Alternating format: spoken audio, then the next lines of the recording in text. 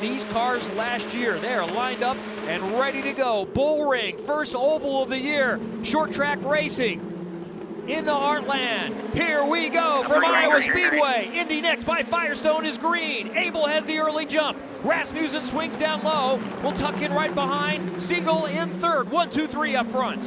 Heavy traffic going through 1 and 2. Jacob Abel with a great run, thinking if he can get out in front, he can stay there. Christian Rasmussen trying to use his experience. They're running 2 wide through 3 and 4.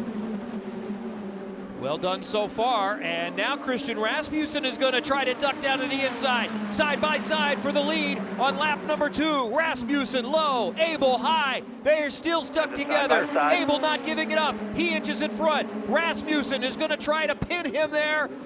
And Rasmussen to the lead, and he's clear. Jacob Abel trying to use that momentum. Comes back to the inside into 1 and 2, trying to do the same move Christian did on him. Christian squeezing him a little bit at the apex of 2 there. And I was talking to Matthew Brabham a little bit. He got in from other racing commitments. Whoa. Oh, big wiggle for Brabham there. Massive sideways moment. You don't get away with those more than once or twice around here at Iowa Speedway, especially these Indy NXT cars. They move a lot. Brabham, his experience really coming to bear there. Run the low line. Oh, it's tight with Christian Rasmussen and Jamie Chadwick up in the gray coming off 4. That was sketchy. It is challenging to get through traffic. It is not simple. Just because you're a second or 2 a lap quicker, finding your way around takes a moment, especially when they're still on the lead lap. At that point, Chadwick and Jones are thinking, you know what, if I can stay on the lead lap, if there's a caution, then maybe I can get going. Now here's Abel and Siegel going side by side as they work on Reese Gold. That's second and third right there. Third battling. lane. Oh, they're going to come on the other side. They do. Nolan Siegel, no fear, sending it in lane 3 on the outside of his teammate with Jacob Abel down on the bottom. And Abel is going to lose some momentum here, and now Hunter McElroy is going to sweep around. There is nowhere to hide here on this bull ring. This is on board with Hunter McElroy in third, looking back to Jacob Abel, started on pole, running in fourth right now. Christian Rasmussen went side by side with Abel for a bit, starting on lap 2, and has been in front since then. A little further back, Ernie Francis Jr. getting lapped now by Christian Rasmussen. And this is not a shocker. This is how it goes if it stays green in short track racing, and that gap is now 9 seconds. So it really tightens up, and I know Christian Rasmussen is hoping Hunter McElroy works his way past Nolan Siegel and he can put some more points on that 39 car. Look at the 2 teammates from Hunkos Hollinger going at it here. This is Matthew Brabham in the 75 right behind his teammate Rasmus Lind. One of the reasons that Matthew Brabham was brought in.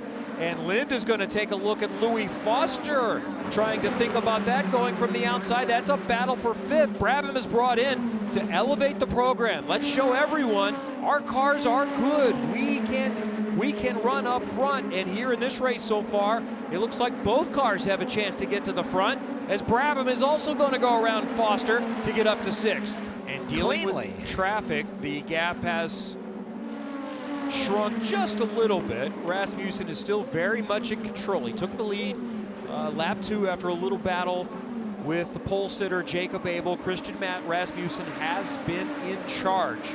Over 8 seconds in front of the championship leader Nolan Siegel. Top 2 in this race, top 2 in the championship. Just flip that order and separate them by 3 points. Hunter McElroy is still very much in championship contention. He runs 3rd in this race right now. And then Jacob Abel is in 4th, and now we've got side by side and 3 wide with James Rowe in the middle of that. Siegel is going to come out. Abel is going to try to slip down below Hunter McElroy again. We'll get it back. Jacob Abel was sideways pinching the exit of 4 to try and get under Hunter McElroy, who was trying to avoid collecting his teammate James Rowe and deal with trying to pass Nolan Siegel. That's how busy this short track racing is in Indy NXT. It happens quick, and then now they're back settled down like they were before. Up ahead of him and just ahead of him, and it looks like McElroy's got a run. Nolan Siegel. Oh, you got the run. Take it. There's traffic ahead of Hunter.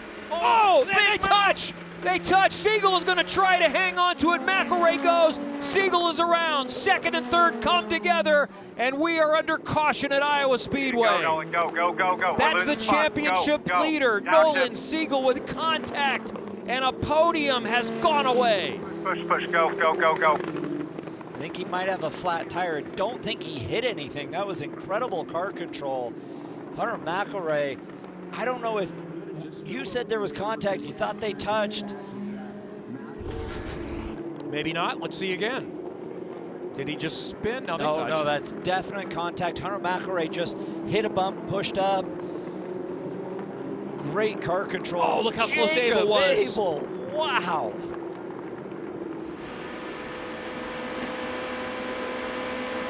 Go on board here. I just couldn't quite hold that bottom. Siegel almost held on to it. Go. You're good. Last year it was contact between Matthew Brabham and Linus Lundqvist that handed the win to Hunter McElrea. This year, contact puts Matthew Brabham inside the top 4. There are 5 cars on the lead lap here. Only 5 cars. That's the job Christian Rasmussen has done. And I mentioned to Josh Pearson, who is a lap down but has moved up +8. Very little oval experience for Josh Pearson. Just one in USF 2000. That's Josh Pearson in the number 14 car, HMD Motorsports with Ed Carpenter Racing. He's a development driver for Ed Carpenter. There's a plan for him to move up their team with no timetable. Don't know that we would expect that next year. It's probably still a couple of years down the road. This is not even a full season for Josh, who does a lot of other racing. Meanwhile, up front, we are down to 2 to go for Christian Rasmussen. Might this be the day that we look back to if he becomes a champion with a swing? It was -16 in the championship coming to the beginning of the day. At the moment, it would be a +22 advantage. 38-point potential swing. One more lap to go for Christian Rasmussen. Jacob Abel is still pedaling, though. He's within 0.6 of a second. Nothing is a given at this very difficult short track. And Abel has got to run. He's cutting into it. He's within a couple of car lengths with a couple of corners to go. Christian Rasmussen around turn 4. Abel on the run to the inside. Rasmussen holds him off. Christian Rasmussen wins at Iowa, takes over the championship lead.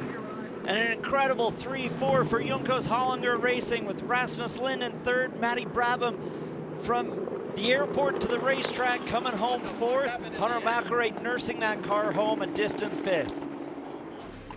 And a nice championship advantage at the moment.